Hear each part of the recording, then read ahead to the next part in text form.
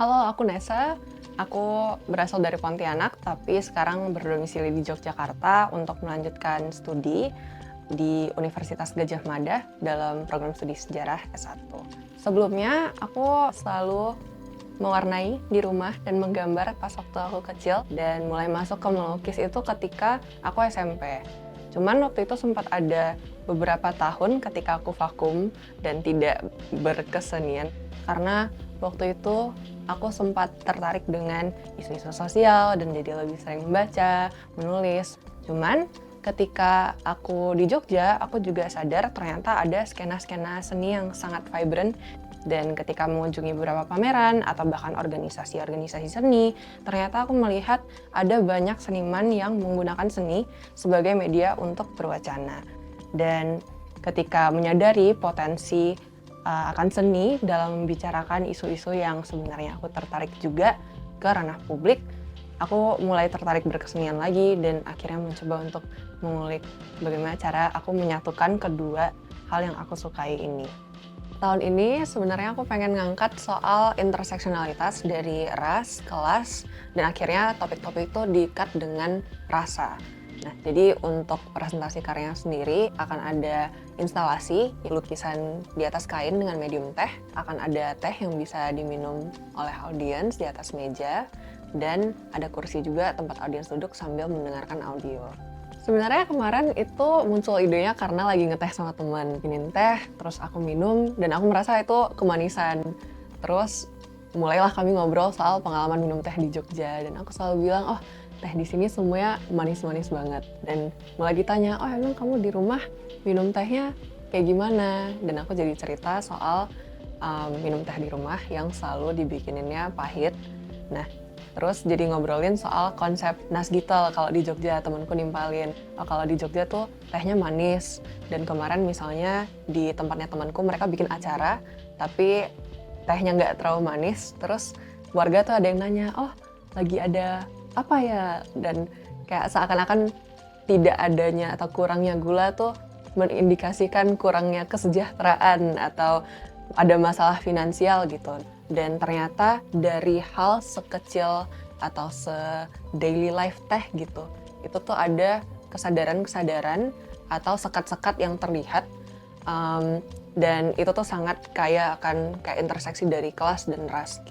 Satu hal yang pengen aku coba kulik juga dalam proyek ini adalah gimana cara aku membuat mediumnya berbicara juga gitu. Kemarin tuh sempat ada beberapa perubahan, awalnya mau pakai kertas dan cat air, tapi setelah dipikir-pikir lagi karena kita ngomongin teh, terus juga ada wacana soal kelas dan hal yang domestik. Setelah interview sama mamaku juga ternyata pengalaman pas SD, karena dulu kakekku sempat jualan di tepi jalan gitu, jadi kayak bawa kayu buat masang kayak warung yang sementara gitu, terus juga bawa karung-karung atau kotak isi rokok dan sebagainya.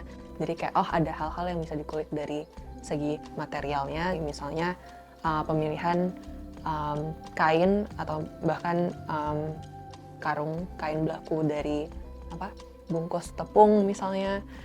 Terus juga bagaimana lukisannya nggak jadi beda sendiri sama teh dan instalasi mejanya, jadi akhirnya pemilihan teh sebagai medium.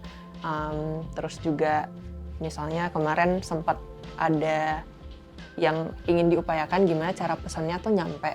Nah, jadi mulailah gimana cara aku bermain dengan audio. Dari audionya, aku nggak langsung menceritakan full narasinya, kita pakai cuplikan-cuplikan interview atau kata-kata misalnya memainkan ulang proses minum teh dan merasa itu terlalu manis, dan misalnya, oh pesen es teh 1 tawar gitu.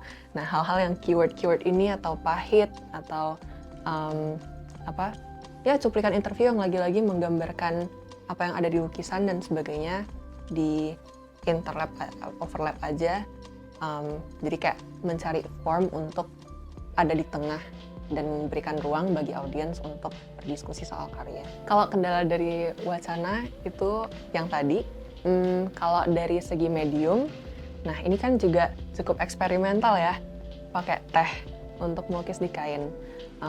Jadi bukan cat beneran, dan ini juga pertama kali banget. Apakah ini proyek yang terlalu ambisius? Mungkin. Apakah bisa diusahakan? Sangat mungkin juga. Jadi kemarin tuh sempat main ke Ru Studio, terima kasih Kak Mamen. Tapi kita coba bikin cat pakai teh. Jadi dicampur beberapa mordan, terus juga kainnya dicelup-celupin dan di-scouring dan sebagainya. Buatku, dan kemarin sempat ngecat juga kan, itu satu hal yang kupelajari dari proses ngecat yang sangat vernakular dan eksperimental itu adalah semua variabel sangat-sangat bergantung. Mungkin karena aku udah terbiasa ya pakai cat yang langsung pabrikan gitu kan. Oh ini selama udah tahu teknik pasti hasilnya kayak gitu.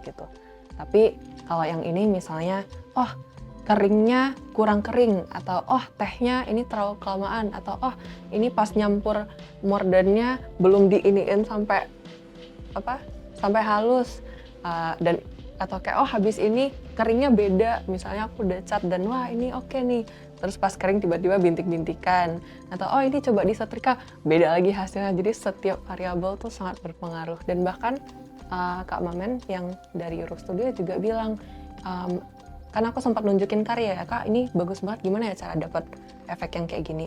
Nesa, kalau ini itu sangat hampir tidak mungkin menciptakan ini yang sama 2 kali gitu, karena kecuali catet banget resepnya dan sebagainya, tapi itu juga hasilnya sangat bergantung kayak situasi kan. Jadi itu sih yang cukup menantang, tapi juga menimbulkan sangat banyak apresiasi terhadap karya-karya yang eksperimental dari pigmen dan sebagainya, karena wow ternyata sangat kompleks gitu sih.